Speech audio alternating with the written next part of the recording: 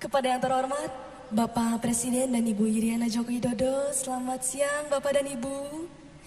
Selamat siang semuanya. Alhamdulillah, pertama-tama Putri mengucapkan terima kasih yang sebanyak-banyaknya. Putri sangat bangga, senang dan terharu sekali bisa menjadi bagian dari perayaan peringatan kemerdekaan ke-78 Republik Indonesia. Dirgahayu Republik Indonesia, terus melaju untuk Indonesia maju. Sebelum lanjut ke lagu berikutnya, izin Bapak Presiden, Putri ingin menyampaikan informasi bahwa Putri akan tampil lagi di semifinal America's Got Talent pada tanggal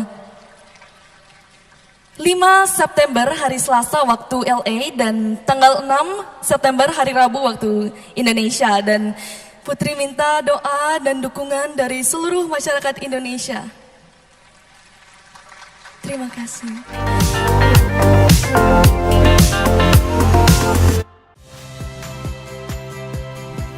Saya Yasir Neneama. Saksikan program-program Kompas TV melalui siaran digital, pay TV, dan media streaming lainnya. Kompas TV, independen, terpercaya.